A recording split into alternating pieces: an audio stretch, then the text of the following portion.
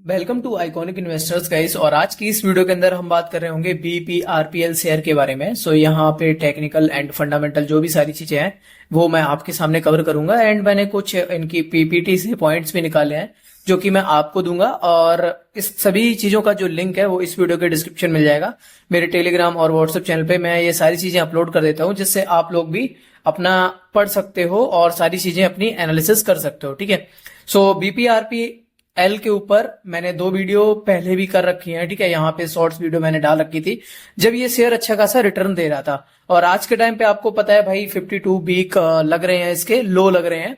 तो यहाँ पे मुझे एक भैया ने कमेंट किया था आरबीएनएल वाली वीडियो में, जिसमें उन्होंने बोला था कि भैया हमें बीपीआरपीएल के बारे में बता दो, हमें क्या करना चाहिए। हो सकता है वो फंसे हो या कुछ भी हो, वॉट एवर। ठीक है। तो इस वीडियो में हम लोग उसी के बारे में बात करने वाले हैं। तो चलो वीडियो को स्टार्ट करते हैं। चैनल पे पहली बार आए हो गाइस तो सब्सक्राइब कर सकते हो, क्योंकि यहाँ पे हम सारी चीजें आप लोग के लिए डालते रहते हैं। और आप हमारा टेलीग्राम, व्हाट्सएप, ट्विटर भी फॉलो कर सकते हो, जहां पे मैं आपको अपडेट देता रहता हूँ। ओके। सो चलो वीडियो को स्टार्ट करते हैं। तो सबसे पहले यहाँ पे मैं चार्ट के बारे में बात कर लेता हूँ। तो देखो यहाँ पे बिल्कुल लो लेवल पे हमारा चल रहा है। तो यहाँ पे चार्ट में कुछ ज्यादा बातें हैं नहीं बताने को। आप देख सकते हो बिल्कुल लो लेवल पे यहाँ पे चल रहा है। ये हमारा 52 बी का लो वाली लाइन है, ये जो रेड कलर वाली दिख रही है, और बिल्कुल लोएस्ट लेवल पे ये चल रहा है। ठीक है। अब यहाँ पे अगर थोड़ा सा मूव वूव आता है, वैसे आना अभी नहीं लग रहा है, उसका रीजन मैं आपको आगे दूंगा। ठीक है। जो बात है वो मैं आपको क्लियर बता रहा हूं। मैं ऐसा नहीं बोल रहा कि भाई इन्वेस्ट कर लो अभी के टाइम पे, अब बढ़िया स्टॉक है। बिल्कुल भाई लो लग रहा है। और जो इनके प्रमोटर्स हैं उनने तो भाई आज स्टेक और बेच दिए अपने 3% के आसपास। तो भाई और इनके लगेंगे। ठीक है। तो अभी बिल्कुल लो लग रहा है। आप अगर इसमें एंट्री वगैरह बनाना चाहते हो तो अभी के लिए भाई अवॉइड करो। ठीक है। मैं आपको आगे रीजंस दूंगा क्यों करना है क्या नहीं करना है, सारी चीजों के चीजें मैं आपको आगे समझा दूंगा। ठीक है। सो यहाँ पे देख सकते हो चार्ट में कुछ बताने को है नहीं। अगर आपको मतलब क्या बोलते हैं, जब आपको एंट्री लेनी है तो इस लेवल में जब आए तो आप देख सकते हो। और मैं ये आपको कोई भी ऐसी प्रॉपर एडवाइस नहीं दे रहा हूं। उसके लिए आप अपने जो फाइनेंशियल एडवाइजर हैं उनसे कांटेक्ट कर सकते हो। मैं आपको बस अपना एक एनालिसिस शेयर कर रहा हूं, अपना एक पॉइंट ऑफ व्यू शेयर कर रहा हूं।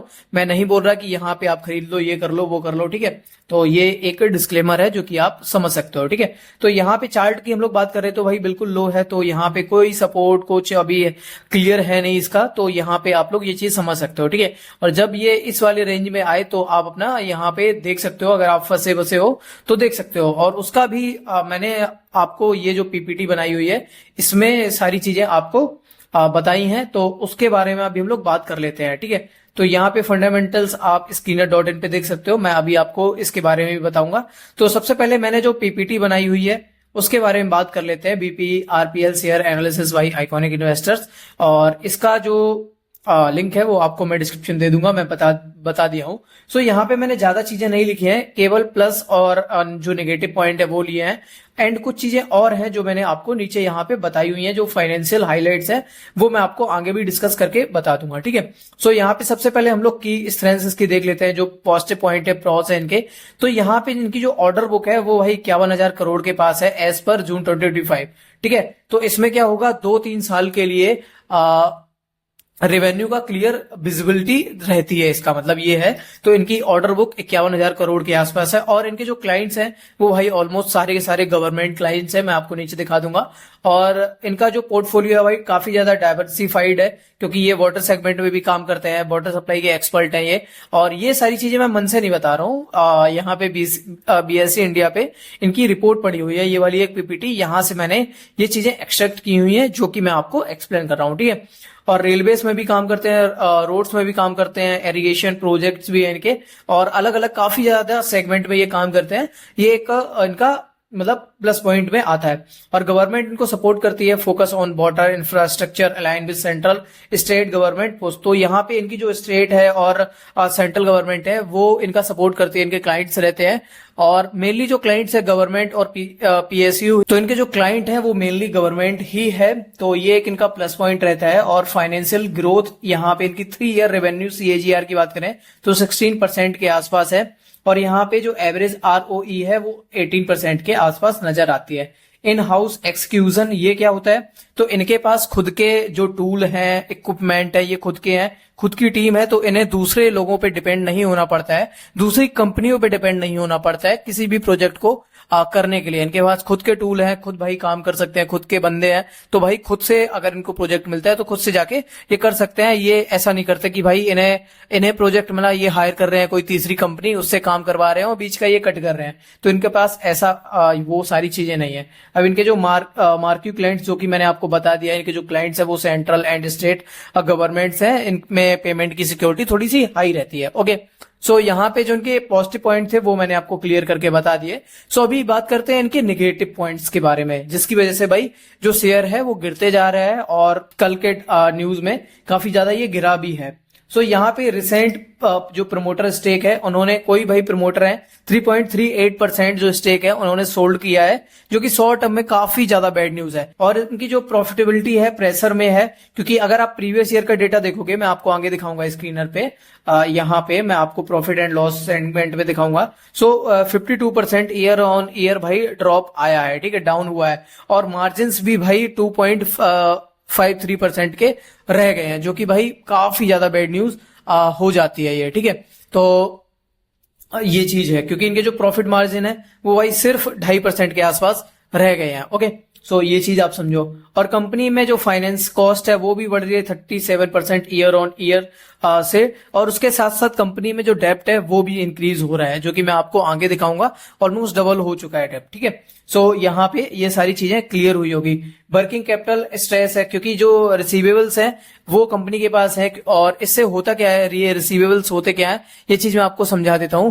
तो ये समझो कि कंपनी का कोई बिल है वो अभी अटका हुआ है, ठीक है, ये पता नहीं भाई कब तक क्लियर होगा, इसका कोई क्लियर नहीं होता है, क्योंकि उधारी भाई कब क्लियर होती है, जैसे आपने किसी दोस्त को पैसे दे दिए, वो भाई पता नहीं कब मिलेंगे, ठीक है। अब ये बिजनेस है, लेकिन भाई क्लाइंट्स और जो बिजनेस ओनर्स हैं उनमें थोड़ा सा रिलेशन चलता रहता है, तो ये चीज थोड़ा सा नेगेटिव इम्पैक्ट डालती है। नो डाउट जो ये क्लियर होंगे उसमें कंपनी में ग्रोथ आएगी, पैसा आएगा, तो वो दिखेगा, बट अभी के लिए भाई अटका हुआ है, ठीक है, इनका जो पैसा है वो अटका हुआ है। एंड हमारा जो नेक्स्ट पॉइंट है वो है high dependence on Rajasthan product. अब 47% ऑर्डर बुक इनकी राजस्थान से आती है, जो कि एक नेगेटिव इम्पैक्ट डालता है, ठीक है। और उसके साथ साथ ये एक साइक्लिक बिजनेस है, ये ईपीसी बिजनेस गवर्नमेंट टेंडर्स पर डिपेंडेंट होते हैं।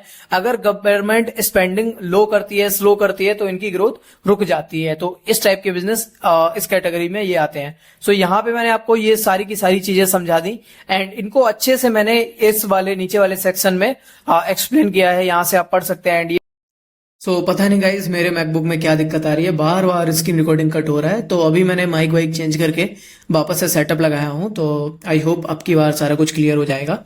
सो यहाँ पे हम लोग अभी फंडामेंटल देख लेते हैं बीपीआरपीएल का। तो सबसे पहले इनकी वेबसाइट पे हम लोग चलते हैं, क्योंकि मेरा मानना ये है एज अ वेब डेवलपर मैं वेबसाइट पहले चेक करता हूँ किसी बिजनेस की। अब तो हम लोग ऑनलाइन काम करते हैं, तो वेबसाइट से हम लोग को पूरा डेटा मिल जाता है कंपनी का, कि भाई कंपनी में क्या क्या चीजें। अगर किसी कंपनी की वेबसाइट ही ढंग की नहीं है, वहां पे जो मेल्स हैं वही काम नहीं कर रहे हैं, तो एक टाइप ऑफ मेरे को फ्रॉड वहां पे डिटेक्ट होता है। तो यहाँ पे इनके केस में वेबसाइट भाई काफी अच्छी बनी हुई है, सारी चीजें शोकेस हो रही हैं, ठीक है। सो यहाँ पे हम लोग वापस से आ जाते हैं। कंपनी का मार्केट कैप 1440 करोड़ के समथिंग है, ओके, और स्टॉक का पीई 28.3 है, एंड इंडस्ट्री पीई हमारा 20.9 के समथिंग है। तो हम लोग ऐसे नहीं बोल सकते कि कंपनी बहुत ज्यादा ओवर वैल्यूड है, ऐसा कुछ, ठीक है। और वहीं डेप्ट की बात करें तो 700 करोड़ के समथिंग डेप्ट है, और वहीं डेप्ट टू इक्विटी की बात करें तो 0.09% डेप्ट टू इक्विटी निकल के आता है, बहुत ज्यादा भी नहीं है, ठीक है। मार्केट कैप के हिसाब से हम लोग देखें तो थोड़ा सा डेप्ट ज्यादा है, क्योंकि 1440 करोड़ का जो इसका मार्केट कैप है और 700 करोड़ के आसपास भाई कंपनी के पास कर्जा है, और ये शॉर्ट टर्म वाला कर्जा है, मैं आपको आगे नीचे दिखा दूंगा।